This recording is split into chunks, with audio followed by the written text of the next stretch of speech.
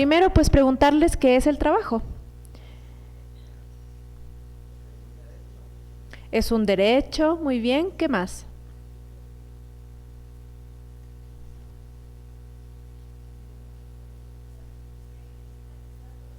Es una actividad productiva, perfecto.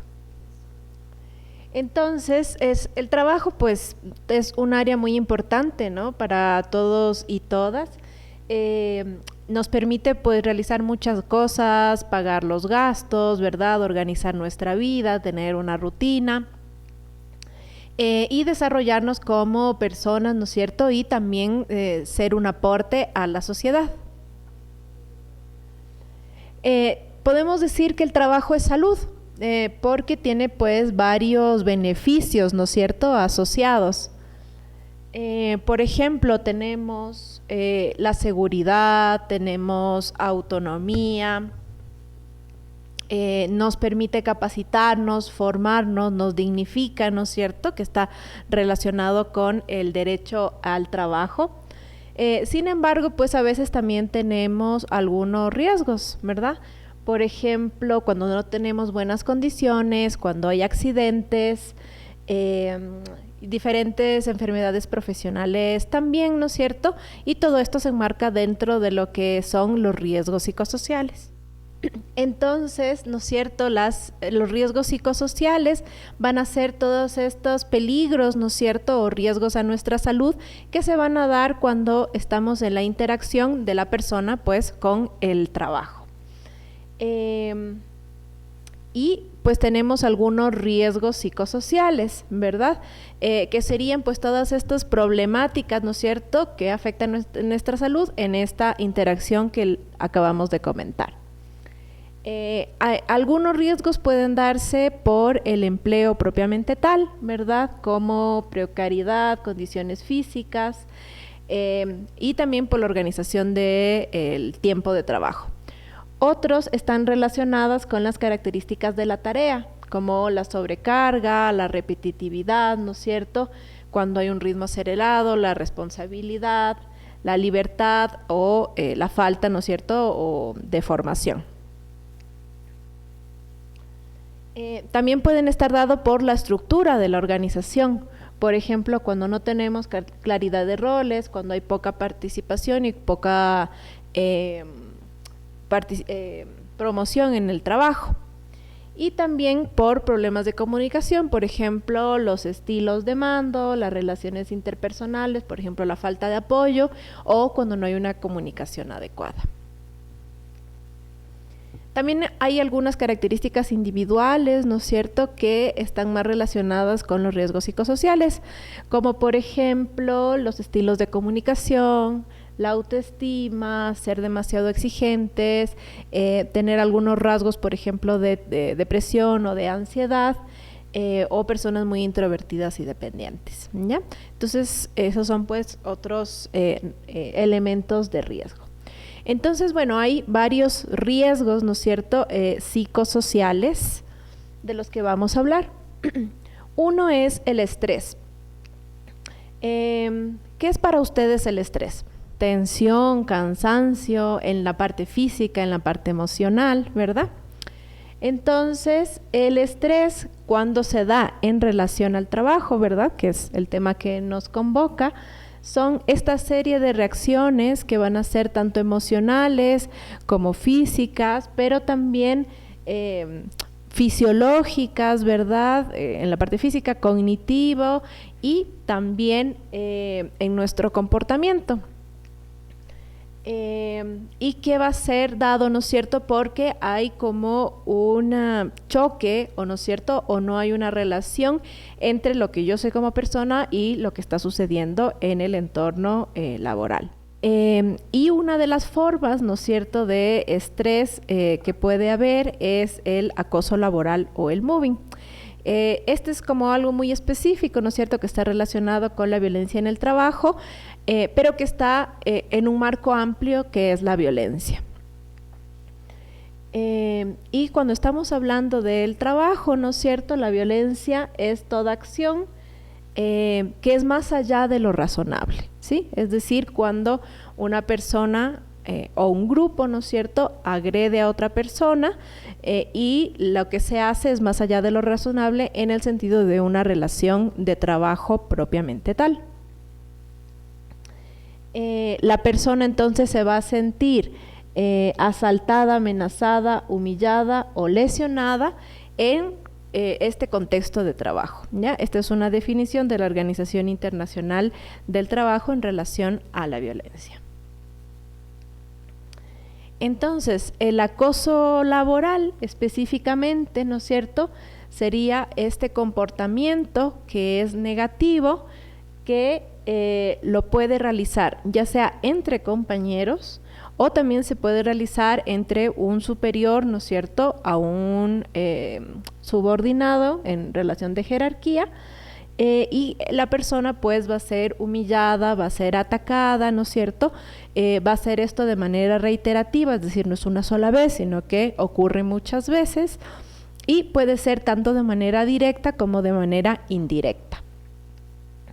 Y la idea, ¿no es cierto?, es alienar a la persona, es decir, separarla de este grupo, que no se sienta apoyada, que no se sienta pues bien, ¿no es cierto?, ya en este contexto laboral.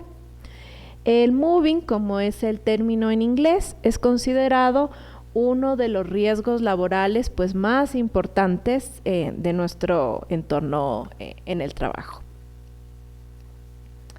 Hay otro elemento específico del acoso laboral, que es el acoso sexual.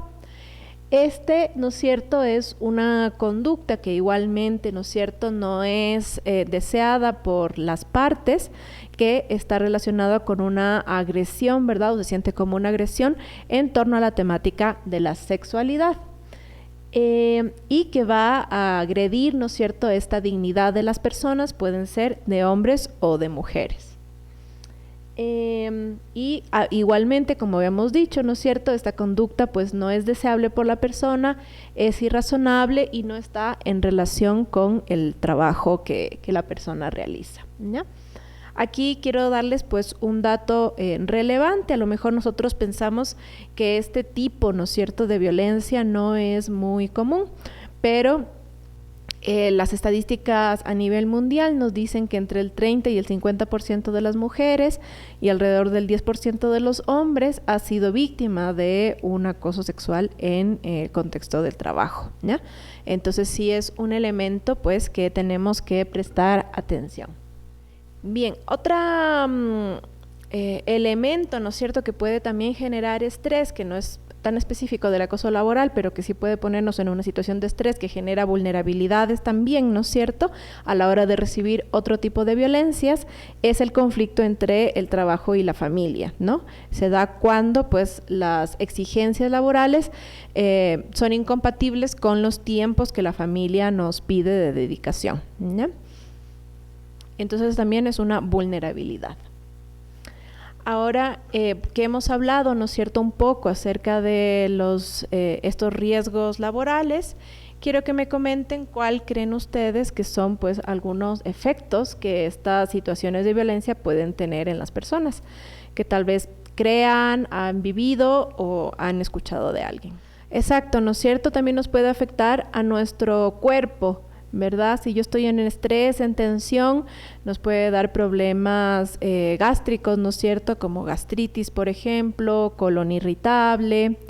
¿Qué más nos puede dar?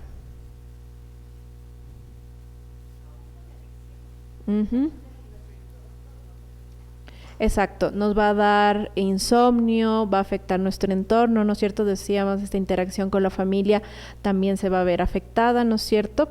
Al ser víctimas, pues todo el entorno de la persona también va a sufrir.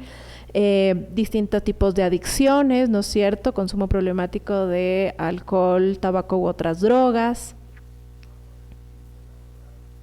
Exacto, ¿no es cierto? Imagínense, si yo me siento mal, si me da miedo ir al trabajo, ¿no es cierto?, o si me da ansiedad o tristeza estar en el ambiente laboral, no voy a rendir, ¿no es cierto?, lo mismo. Voy a empezar tal vez a faltar, voy a empezar a tener un bajo rendimiento, ¿verdad? También puede ser, ¿verdad?, porque está asociado como a la depresión, ¿verdad?, esos elementos.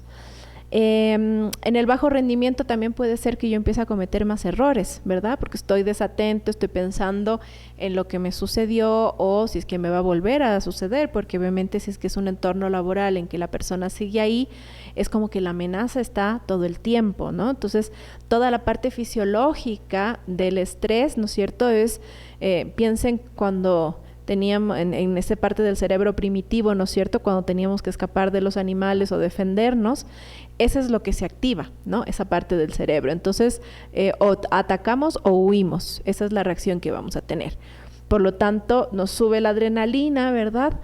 Ya no podemos entonces hacer otras funciones porque toda nuestra sangre, digamos, ¿no es cierto?, está lista en nuestros músculos para huir o para atacar. ¿Sí? Huir significa correr, ¿verdad? Necesito toda la sangre en el músculo y atacar, pues lo mismo, necesito mucha fuerza. Entonces, si todo el tiempo estoy en esa sensación, ¿qué pasará con nuestro cuerpo? ¿Cómo estará? Débil por un lado y por otro, ¿no es cierto?, con una tensión, ¿verdad?, en el cuerpo, porque obviamente ni corrí ni ataqué, ¿verdad? Solo el cuerpo se mantuvo, pero está ahí mantenido en esa tensión. Por lo tanto, también tenemos como problemas por todas estas respuestas de nuestro cuerpo exacto, ¿no es cierto? Y nos va a afectar también en nuestra parte mental, nos va a afectar, por ejemplo, a nivel cognitivo, voy a tener más errores porque voy a estar pensando en otras cosas, tengo menos concentración en las tareas que estoy haciendo, ¿sí? Y ahí, si es que yo tengo todos esos elementos, ¿quién más se verá afectado? No solo la persona, sino ¿quién más? Todo el entorno, y no solo familiar, sino también laboral, ¿no es cierto? Entonces van a empezar a tener quejas porque tal persona no hace bien el trabajo, o no responde, o ya no rinde como antes, ¿verdad? Pero obviamente todo tiene un origen en estos elementos de violencia. Entonces, por eso es tan importante la prevención del acoso laboral, que parte primeramente con la información, ¿verdad? Y segundo, pues contar con elementos de saber a dónde ir y qué hacer cuando hay estas situaciones, ¿sí? Entonces los protocolos, cuando hay cualquier tipo de violencia al interior del trabajo, también es muy importante saber a quién debo acudir, ¿sí? Por ejemplo, ustedes saben, si hubiera alguna situación de acoso laboral en su lugar de trabajo, ¿saben a dónde tienen que ir? Toda institución tiene que tener, ¿no es cierto?, un protocolo y saber a dónde ir. En general suele ser ir a talento humano, ¿no? Ahí cada, digamos, lugar pues sabe específicamente quién es, ¿no? Obviamente si somos una unidad grande como la fiscalía, pues habrá tal vez varias personas encargadas, si es más pequeña pues será solo una, ¿no? Pero en general es en talento humano donde se dan este tipo de situaciones. Y pueden haber, pues según los protocolos que bien nos dice la magíster, ¿no es cierto?, que se están realizando, pues estos pueden ser anónimos o no, dependiendo de qué es lo que yo quiera hacer. Pero obviamente lo más importante es la actuación que vaya a tener pues la institución una vez dada ya como esta indicación, ¿no es cierto?, o esta denuncia de violencia. Entonces, como les decía, pues lo más importante entonces va a ser los elementos de buenas prácticas, ¿sí? Entonces, ¿qué creen ustedes que sería una buena práctica en relación al acoso laboral? ¿Cierto? Lo peor que podemos hacer siempre en cualquier situación es el silencio, ¿sí? Obviamente el poder tener el apoyo o ayuda de una persona que sea cercano es lo primero que deberíamos hacer, ¿no es cierto? A veces, qué sé yo, puedo sentir que a lo mejor dentro del trabajo no tengo a alguien muy cercano, pero sí puedo tener a alguien, por ejemplo, en mi familia, ¿no?, que un poco me dé ese coraje o ese apoyo para decir, bueno, entonces ahora sí voy a hablar, ¿no es cierto?, en este caso en la institución, para poder decir lo que está sucediendo, ¿ya? Entonces, por eso es muy importante pues que se esté tomando mucho más en cuenta estos elementos, no solo como riesgo psicosocial, sino como también estos elementos de salud mental, ¿no?, que todos y todas necesitamos. Entonces, siempre que hay una situación de estrés, pues como les decía, hay una cosa individual que podemos hacer, pero también hay algo que deben hacer las instituciones, ¿verdad? A nivel individual, primero, obviamente, si es que es digamos, solo un conflicto, ¿verdad? Al interior o con alguna otra persona del trabajo, pues siempre es tratar como de resolverla, ¿sí?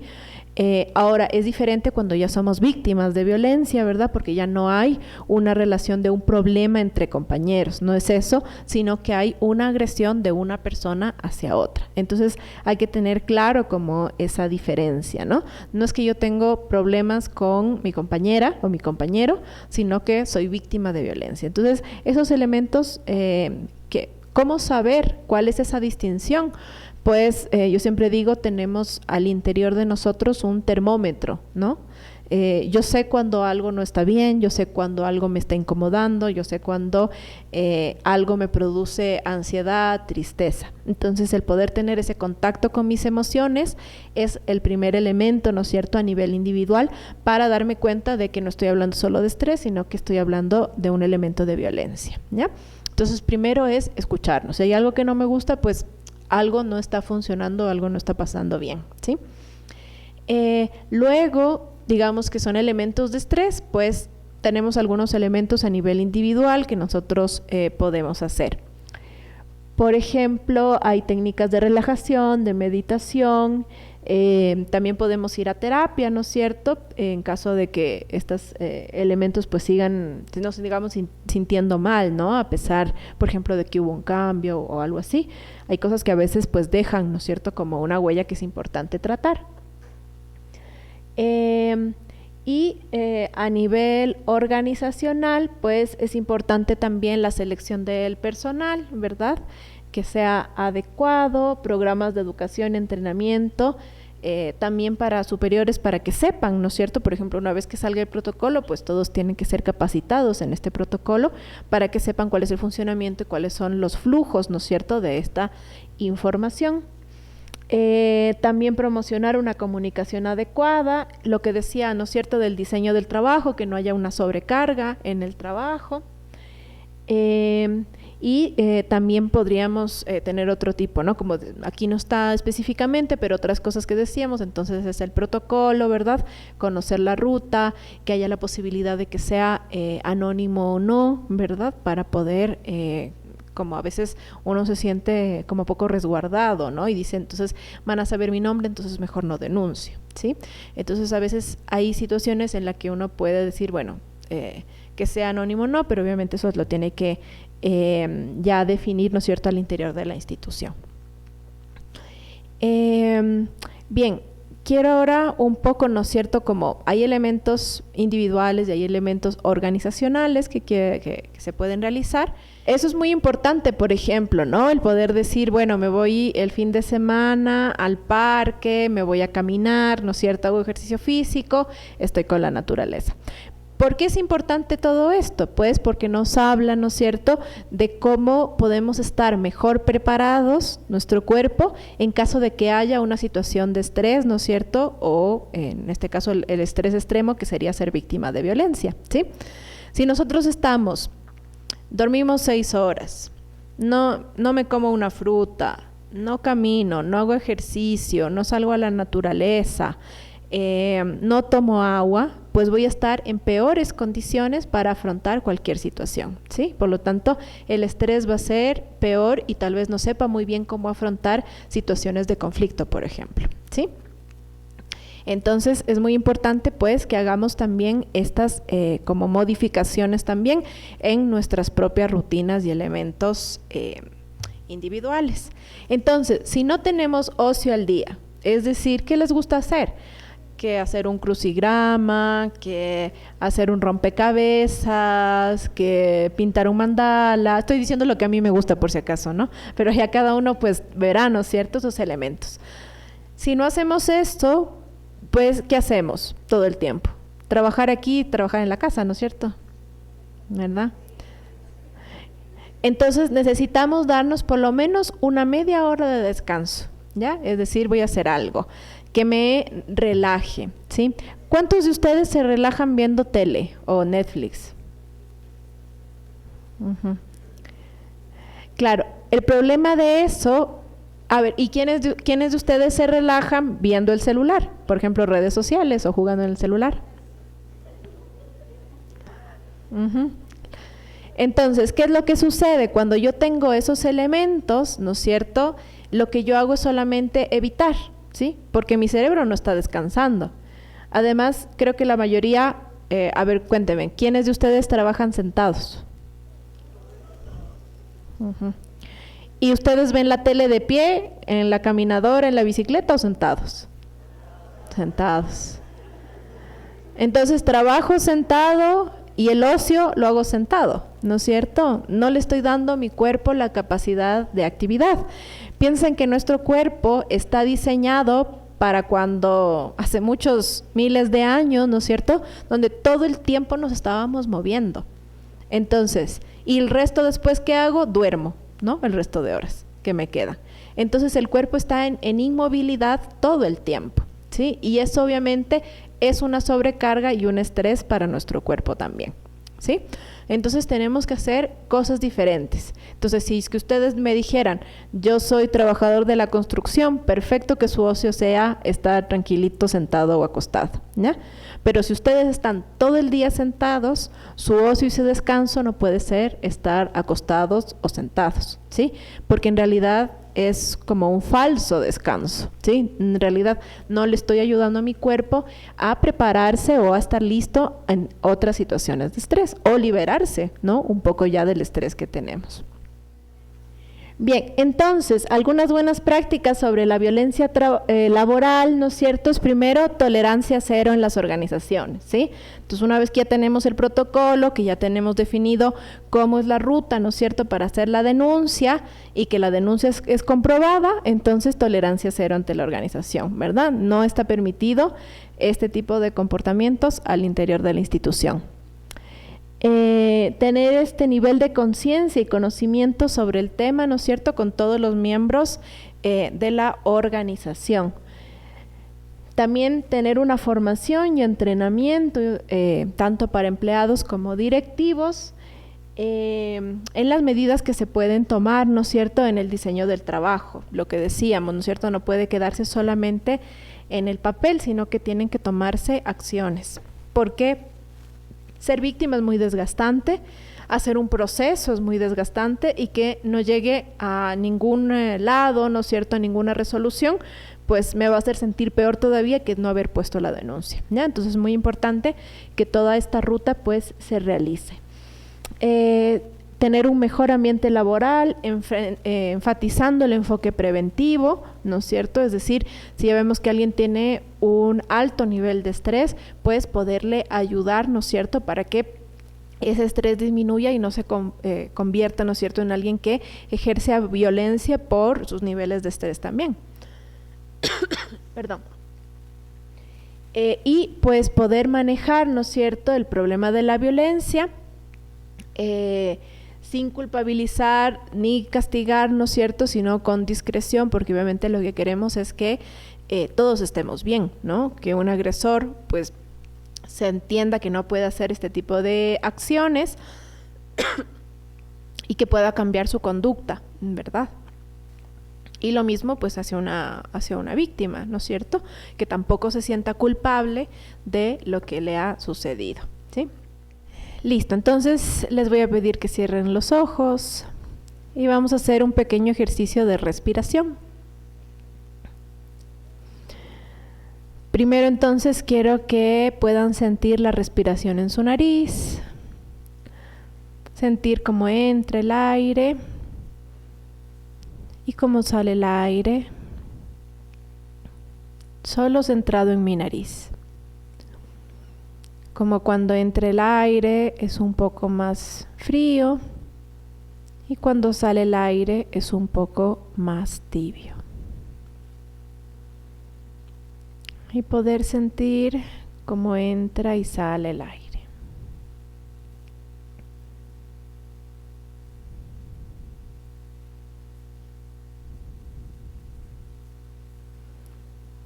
Ahora quiero que presten atención a su estómago, cómo se infla cuando entra el aire y cómo se desinfla cuando sale el aire.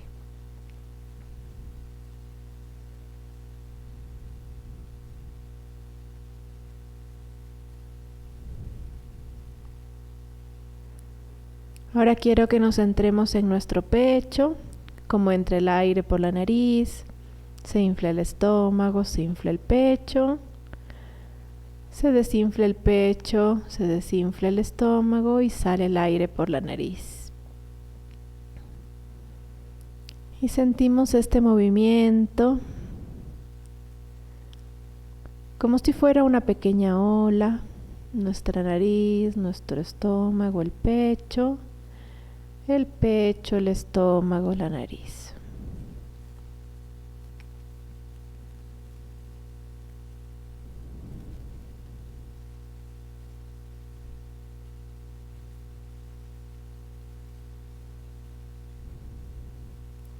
Ahora quiero que cuando respiremos lo hagamos en 4 tiempos.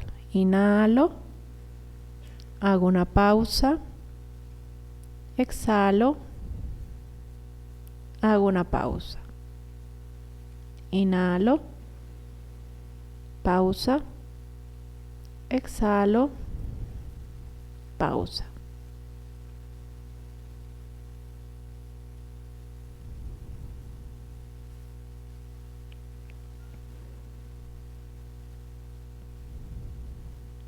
Ahora quiero que le prestemos atención solo a las pausas. Inhalo, hago una pausa y quiero que en mi mente repitan la palabra quietud cada vez que estoy en la pausa. Inhalo, quietud, exhalo, quietud. Prestemos la atención solamente a esos momentos de quietud.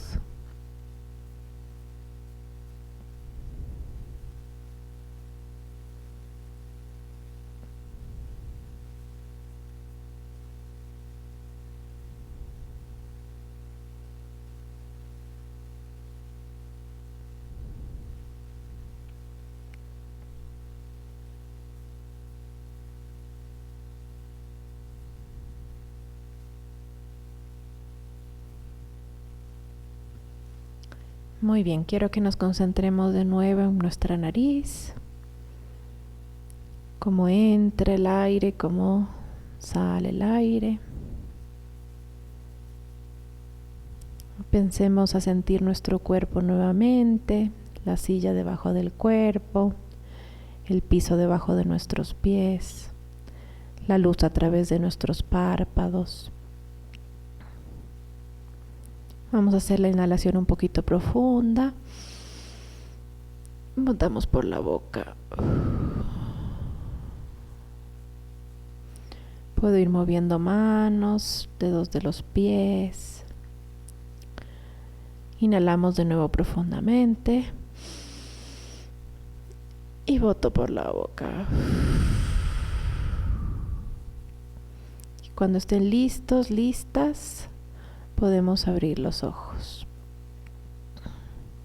Los que no se quedaron dormidos, claro. Yo vi a algunos babear desde aquí. Muy bien. Bien, ¿cómo se sienten? Con sueño. Esos son los que dormían 6 horas, ¿no es cierto? No, ahora tienen que dormir 8, 5. Vea. Claro, ¿cómo no va a estar con sueño? Muy bien. ¿Quién más siente alguna otra cosa que sueño? Bien, entonces vamos a ponernos de pie y nos vamos a despedazar. Vamos, vamos, de pie, de pie, de pie. Tomo aire profundo y bajo. Otra vez, arriba. Y bajo. Listo, muy bien. ¿Y ahora cómo se sienten? Igual, con sueño paradas. Muy bien, no importa. Listo, pueden tomar asiento. Relajadas, muy bien, gracias. Bien, entonces, así en este estado parece que los problemas podrían afrontarse de otra manera también, ¿no es cierto? Ya sea generar o no generar, mejor dicho, problemas, ¿no es cierto? Y afrontar las dificultades de la vida cotidiana. Por eso es importante, pues, que siempre estemos en bienestar también, ¿sí? Muy bien. ¿Qué es lo primero que debemos hacer cuando tenemos algún problema, digamos en la familia? Hablar, ¿no es cierto?